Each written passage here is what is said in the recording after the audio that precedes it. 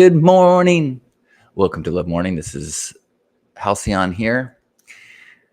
Man, I've been thinking about my name lately. See how I pause. This is Love Morning. It is a chance to share some gratitude and align ourselves to the person that we want to be today. We remind ourselves to be a good listener, to be patient, to be compassionate, and that is an external objective with the world and the people we encounter, and an internal mission to be kind to ourselves, to listen to ourselves, to be patient with ourselves. Period. That's it. That's all I'm asking. That's all I'm requesting. That's all I'm suggesting that we do this day and every day. A little kindness, a little compassion, a little patience, and anchor it with some gratitude. So if you would like to share something that you're grateful for, I would love to hear it. Oh, yes. And I like to start with a song. This morning I'm excited because I've got something to look forward to. I'm wearing some socks, but I do not have on a shoe. And if there was coffee here, I would be drinking it. I didn't get up early enough. Gosh darn shit. But I'm lucky because Lisa's making me a cup, making me a cup, Lisa's making me a cup, and I'm going to drink it up. Welcome to Love Morning. Good morning. Good morning, Gerbot. Man, with that song, you might think, I don't think he needs another cup of coffee. Good morning, Jason. In this conversation about men's groups and why, because men act differently amongst just men versus when there is women, meaning heterosexual men in the dynamic of being vulnerable. And I think I just demonstrated subconsciously why men's groups are important. Lisa's in the room and I act a fool.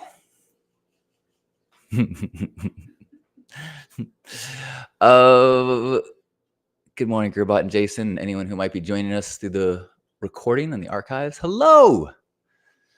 It's always such a treat to have a comment that happens later in the day, and someone comments like Ginta yesterday said, "Love the song," which made me go back and listen to the song and made me laugh.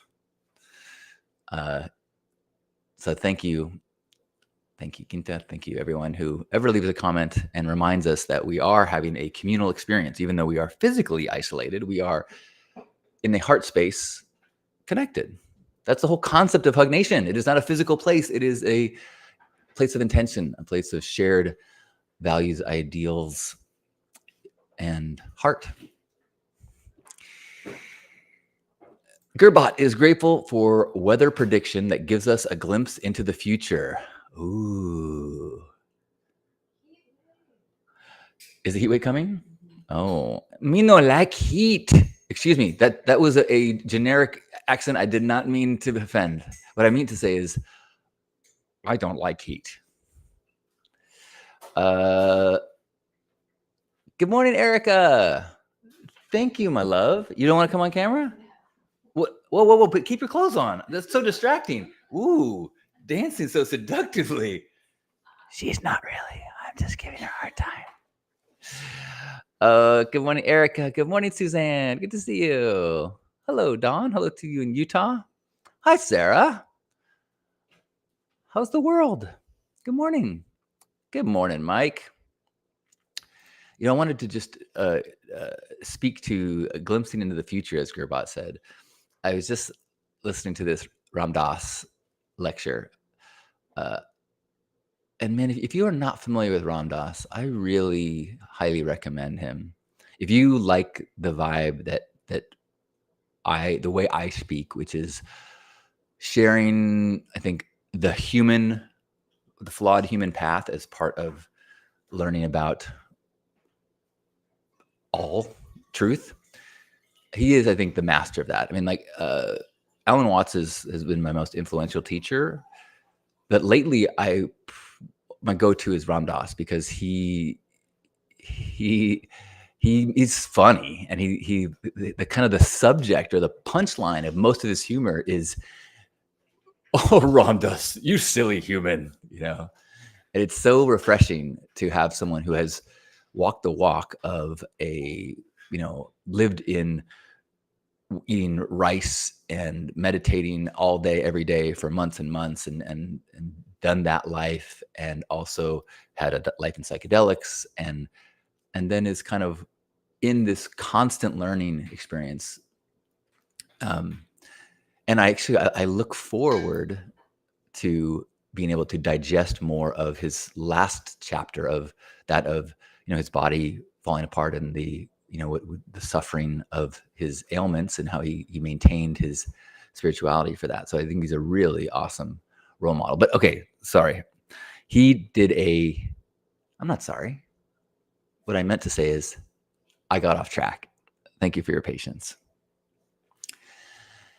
He told a story in this lecture this morning about getting his luggage didn't show up at when he's traveling for speaking, and he didn't have his luggage, and they lost it. And so he was going through the list of all the things that he was missing, and most of it was things, and he's a spiritual evolved guy. He goes, I don't need that. I don't need that. I don't need that. And then he goes, oh, I have some medicine that I will need pretty soon. So that's an issue. And he goes, and then I lost my contact book and my calendar. And he said, contact, well, that's a bummer. I mean, there's definitely some people that I will lose touch with until we see each other again, but that's okay. That's how life kind of is. And he goes, but my calendar, he goes, suddenly I lost the future. He goes, I don't know where I'm supposed to go. I don't know what's coming. He goes, I know I'm supposed to speak in Italy in 2 weeks, but where do I go? Like, do I just go to Italy and just wait till someone finds me? And I thought it was this really interesting idea of this, how frail our realities are, how dependent we are on little individual things. And my mind started spinning into how different the world is when we have the tools that we have now. Like, who here has a calendar that is backed up, that is on the cloud? You can't lose your calendar now. Or my contact,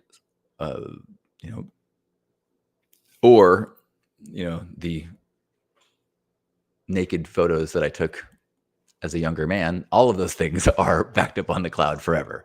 But yeah, just an interesting idea of how much do we need to feel secure, how much of our stories and our narrative and what would be disastrous or what would be liberating.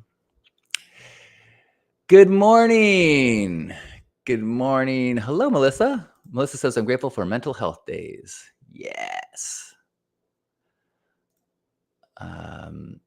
Hopefully we can make all of our days mental health days in some way. Natasha says, I am grateful for my sexy, silly, sacred t-shirt from your shop that I am wearing today. Yay! How is it holding up?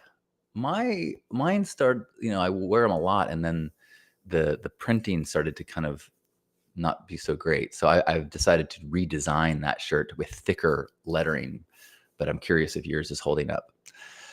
Natasha says, I'm grateful for the delicious blackberries and raspberries I have to put in my yogurt this morning.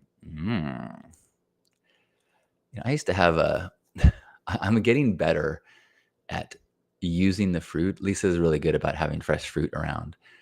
And I always have to leave some.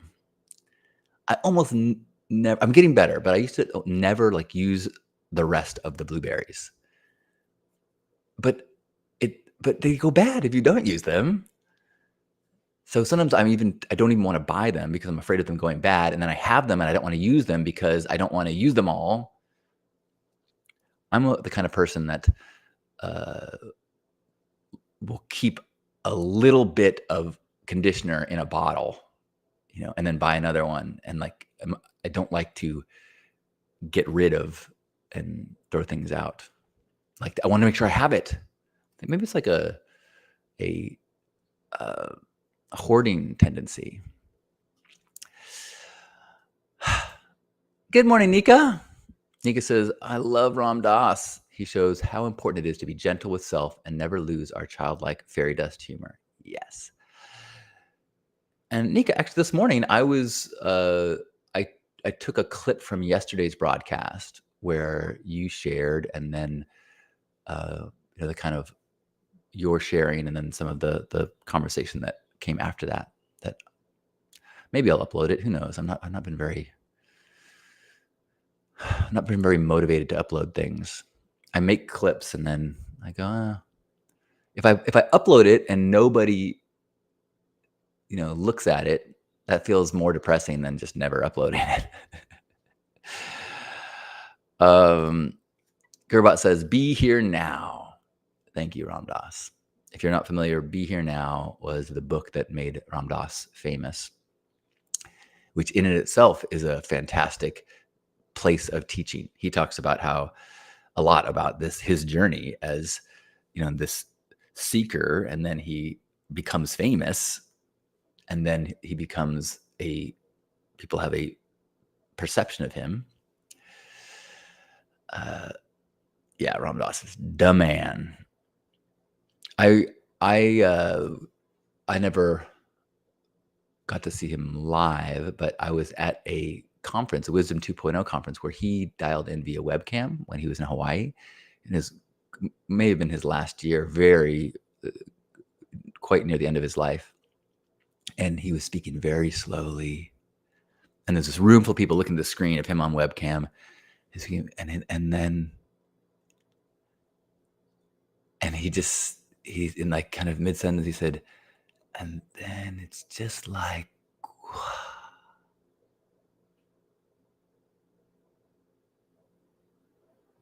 and the room was silent, and I was like, did we lose him? Is the screen frozen? Is he just chilling in Zen bliss? Like, what? It was really awesome. And I think I'm now, I got to relook at my notes about the time, but I think he said something like, "Wow." I remember it being really impactful. Good morning, Shyla. Good morning. I'm curious. Can you tell that I did not wash my hair this morning? I kind of got the glance that it felt like I didn't need a hat or anything, but now I can't tell. Maybe I'll just. This makes every day a good hair day with a little goggles.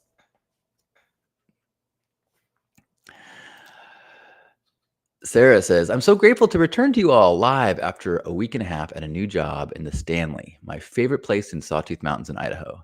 Grateful to have had housing, heat, bathroom, kitchen while here." Housing, heat, bathroom, kitchen. Those are good ones to keep on the list of remaining grateful for, not taken for granted. Thank you, Sarah. Natasha says the t-shirt is holding up well. Good. Yay. I like to hear that. If you did not know, now I'm not even sure if the redirect works, but if you go to lovemorefearless.com, you can see the t-shirts that I sell, like this one.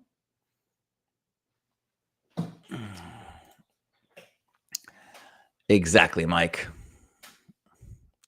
Gerbot says, "I remember my transition away from a paper calendar. I was sad they stopped making the calendar I had been using for over a decade, but I'm grateful now that my data is available to me everywhere." Right? Remember when like calendars and like calendar notebooks was a whole thing, and there was these whole systems, and you would buy different sets and different. I was never very organized that way. The best I did was actually having a calendar. I was never one who was super like invested in a certain product and product line, but I'm glad that you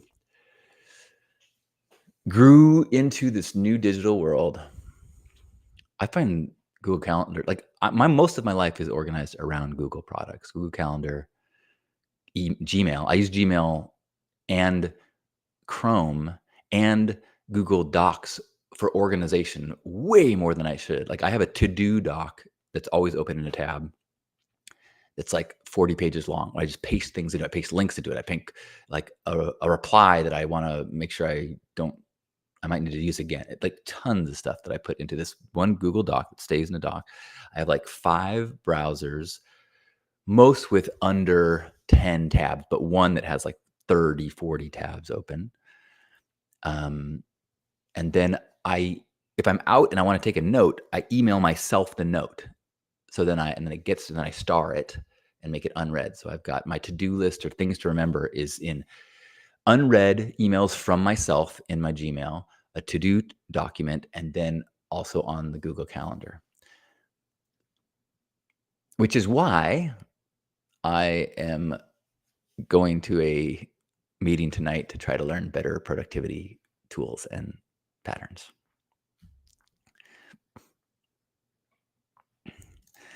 Natasha encouraging me to eat up those berries. I used to be like that too, meaning not eating them all, but I made a conscious effort to not waste food. Yeah. And some of my problem is when I am living with other people, I have a fear that they'll go to make their smoothie and go, "Oh, I thought we had strawberries." I go, "Oh, I'm sorry. I ate the last one." Suzanne says it's anxiety driven, the holding on to things. That makes sense. And I think what I just connected to, it's also fear of disappointing people, fear of having my actions impact someone negatively and cause any negative feeling in another person, which is, a trauma response.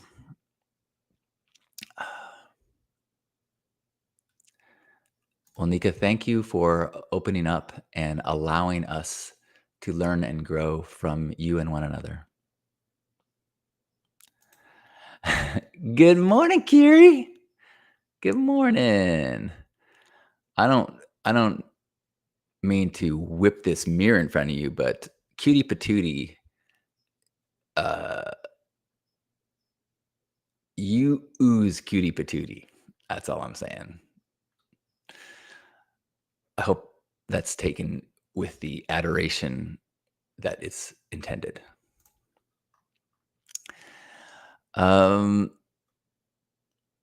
Sarah says the live YouTube did not show up today. So I watched past episodes, but today I went to the search bar and found you live. Any tech tips? Anyone who watches this and gets a notification on YouTube, any tips on how to find this live broadcast? Like I think my perception is that if you subscribe to the Hug Nation channel, when I go live, you get a notice, an email, I think, that says John's gone live. And you can just follow the link to it. And I think, and it could be because of the timing of when you went to the channel. Like maybe I started early or started late, but I don't know. I'd love to hear if anyone is a more experienced in what makes it difficult or easier to find this live broadcast every morning. It's tough because I like when I make a notice about it, I say every day 9:00 on Facebook and YouTube Hug Nation channel, but I don't have like a link, I don't think, that can take you straight to the live.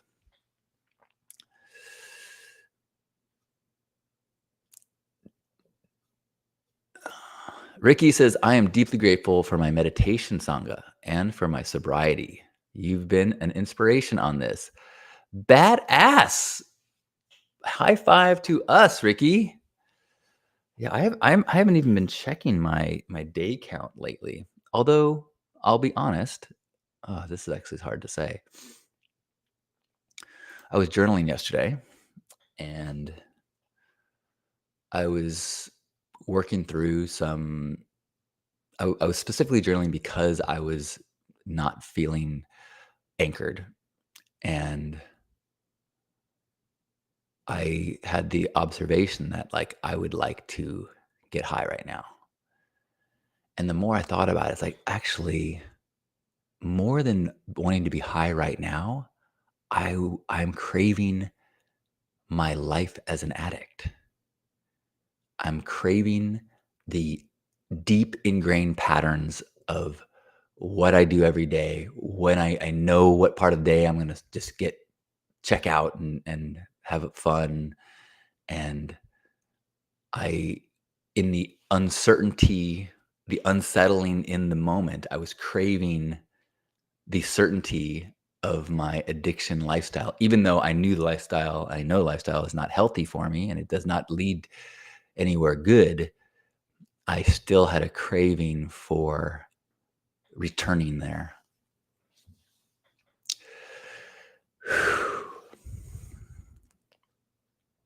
But, having a thought is very different than acting. And I think that even speaking or writing or acknowledging the thought is important. Like I was watching This Is Us last night, and spoiler alert, but I know many of you have watched it. But there's a couple that has a child, and the child is born blind, and the child's like 6 months or a year or something like that, and the mother confronts the father and says, "What's going on? You've been pulling away. You feel distant." And he goes, "It's so hard." Like, he's like, "You're right. You are so joyful, and you get so much joy hanging out with our son. And whenever I see him, all I can think about is all the I'll paraphrase the crap, like all the things he's not going to be able to do, all the things that I'm not going to do with him, I see all of the suffering, and it makes me so sad." And so there's this huge, um, like that. Hearing that makes the mother just like, oh. And as I was watching it, and I don't remember exactly. I mean, I know how the story plays out, and eventually, I don't know exactly what happens next in the story. But I was thinking, everyone in this situation is having a valid experience.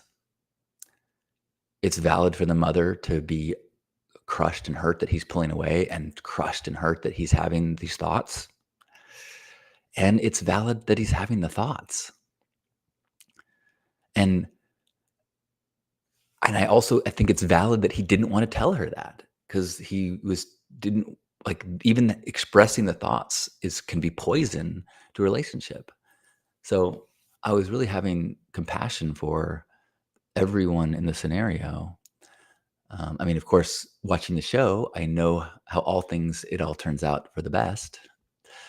But um, I certainly have been in situations where I struggle to look beyond my fears, and it affects things.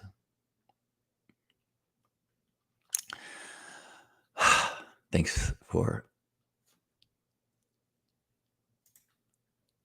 sticking with me.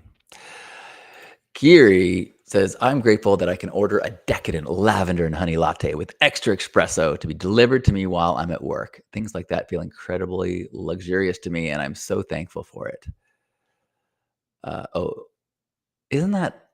I think it's really good to return to appreciation for something like that. I love watching like historical shows. Like, I'm rewatching some of Deadwood right now, or we were watching a little bit of Manhunt about uh, the assassination of Abraham Lincoln. And you think about these times in history, pretty much the majority of time in history, when the thought of experiencing a lavender and honey latte would have been something that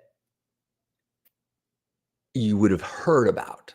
Somebody in your town may have gone on an incredible journey and experienced this thing and then told you about it.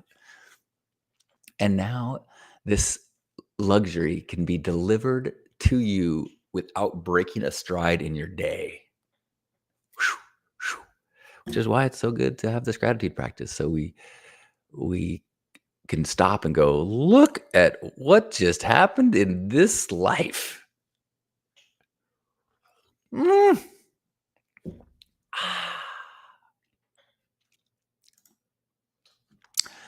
Ricky suggesting the reminders app.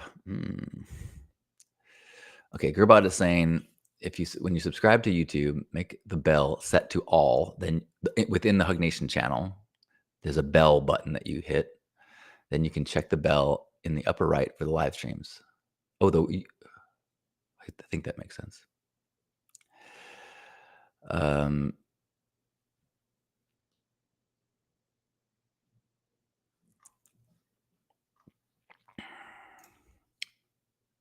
Sarah says, I may be living in the wilderness like many up here in summer, which isn't bad, but it's still 28 degrees at night. Whoo, trusting in miracles. I had we are exploring housing opportunities, and it feels like what we would like might be difficult to find. And trusting in miracles and in low probability events. Plenty of times in my life, something has happened that has been better than I could have hoped for. So even without divine intervention, low probability events can happen.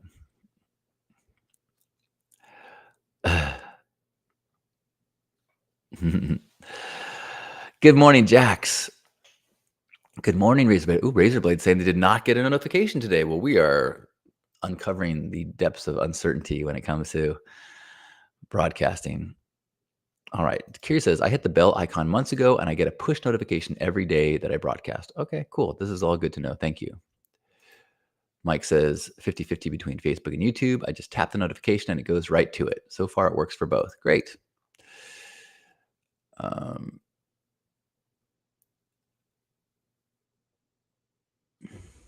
Nika says, I got a Burning Man ticket and yet very grateful, but I have yet to find a camp where I can give my gifts of support through coffee or Reiki. I don't know. Want to end up in a camp where I don't want to end up in a camp where people party. That's a lot of people ask me, how do I find a camp? And that's a question that I don't really know the answer to. I usually say, try to find somebody local.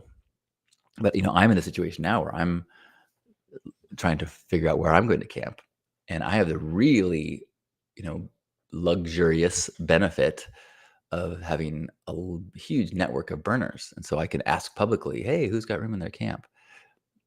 There is, I believe a list online of camps on the Burning Man website somewhere. So you can kind of read up on camps and send them a message. But I know as Pink Heart, when people just sent us a message, I want to join your camp, we almost never said yes because we were pretty small and we had a policy of only bringing in people through sponsorship of people we knew. But it can't hurt to reach out if you find a coffee place or a place at a healing camp.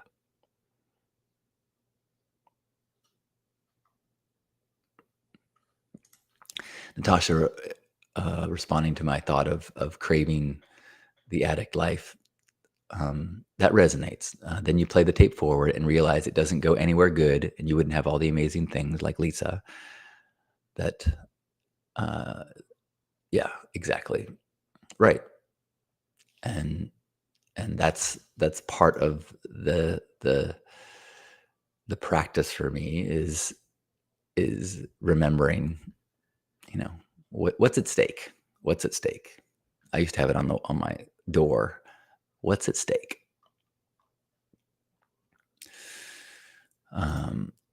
Good morning, Switsgar. Saying, one of the things I always think about is that sobriety is hard and confronting. You can no longer escape the hard feelings. So when I get that feeling, it's a craving for a simpler, easier time.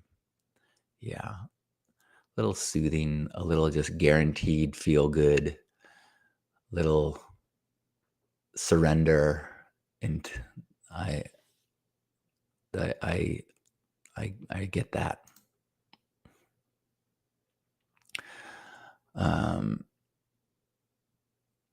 Mike says, if it's an honest feeling, can expressing it really be considered poison? Well, I mean poison in the sense that it can taint everything. Now, that might be honest and truthful and necessary, but there are some things that, when brought into the field, forever change the field.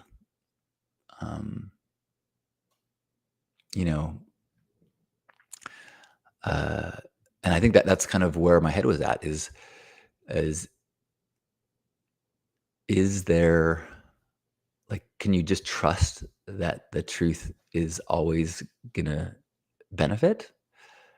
I think intellectually, yes. But what if it's a passing thought? What if it's a fear and it's not it's a reactive pattern fear thing that you just don't really you not don't want to commit to. Um, I don't know, but those thoughts, those. I mean, maybe poison's the wrong word, but it's a reactant. It's you add a certain chemical to other chemicals, and there is a reaction. It's not good nor bad. It just is. And in the same way, poison, I guess, it, I guess good and bad, the value of good and bad starts to get scary. Like, does the body injure, or does the body die? Does the relationship end? These are neither good nor bad, I guess, is the correct, the spiritually evolved uh, response. Sarah says, I am grateful for synchronic meetings, nice customers, chill vibe, awesome family I work for. I'm grateful I have my cozy home with creature comforts to return to over the mountain pass today. Lovely. Tall Paul, good morning. It is primary voting day in New Mexico. Right on, you participants in a democratic republic. Thank you, Susie, for the recommendation on sober camps. Suzanne is grateful for all the people who helped me along the way with my mental health journey. Because of them, I'm resilient enough to handle everything that's been going on since April 18th when I got my breast cancer diagnosis. Awesome. I mean, not the diagnosis, awesome to have a network and have people and be aware of that and be grateful for that. Thank you for sharing, Suzanne. Susie saying, I'm hoping there's going to be a pink ride. I talked about that a little bit yesterday I really want to make that happen. One of my big motivations to get to Black Rock City is because I really would like to. And I've talked to Pink Heart Camp, and they are happy to host as well. So plan on it Thursday at noon. Good morning, Shauna. Welcome. Good morning. I'm a little bit behind on comments, so my apologies. Good morning, Hope. And so there's a lot of people helping out with camp suggestions. So I'm going to let people read those that are here.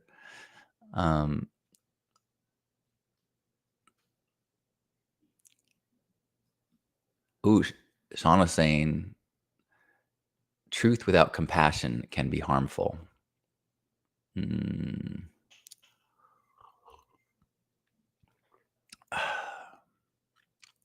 Yeah. And then compassion, I mean, what does that mean? I mean, because compassion is withholding truth. I mean, that's really tricky. When is withholding truth compassionate? There's a meme, and it has, the meme is about cheating, but it's related to this, where it says people will lie to their spouse because they want to protect them, but what they're really doing is protecting themselves from their partner's honest, genuine reaction to the truth. You don't want to experience their anger, sadness, or frustration. That's a legitimate, real response to the truth. So you're protecting them is really protecting yourself, because you don't want to deal with their justified, legitimate response. That's a tough one.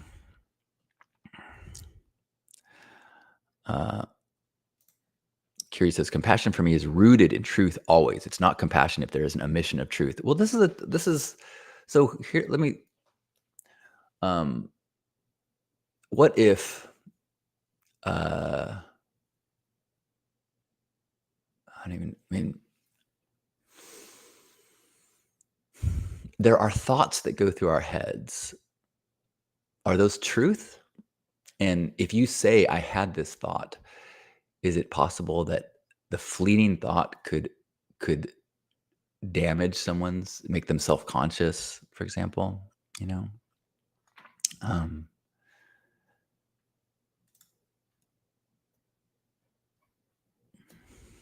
Oh my goodness. Vesper says there was a fire at my business this morning, so I'm really struggling to see the cone in this crap situation right now. Life just keeps on lifing at me. The business that you have to close? Oh my goodness.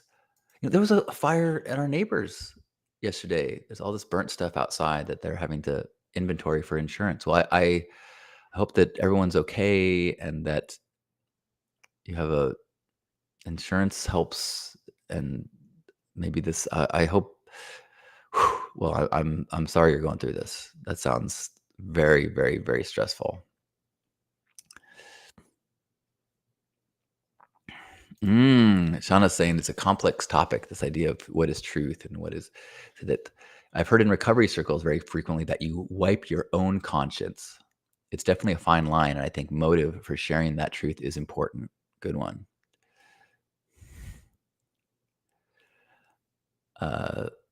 Natasha pointing out that the former president just got in trouble with the law for trying to avoid his wife's feelings about his infidelity. Very true. Although that gets complicated. Not the truth, but the whole scenario.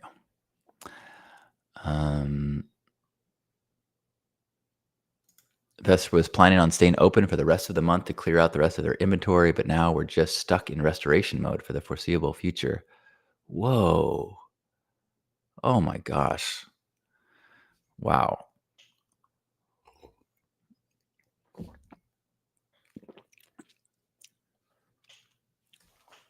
Carrie says, compassion doesn't ask you to self-abandon. Can you explain what you mean by that?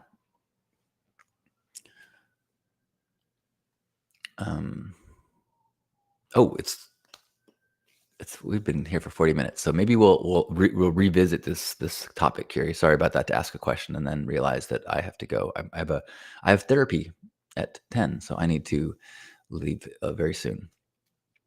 Compassion is I see you in this moment and I love you anyway. Beautiful, Carrie. Thank you. Well, thanks for joining me for a lively discussion, and I appreciate everyone's presence and gratitudes, and we'll send out some extra patience and love and faith to Vesper, who is smack dab in the middle of some hardcore lifing right now. So please keep us posted, and you'll be in our thoughts. And wherever you are, let's give ourselves a big squeeze.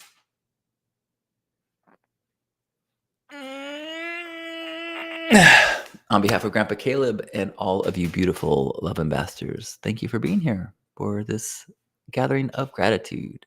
Love you. Enjoy the day.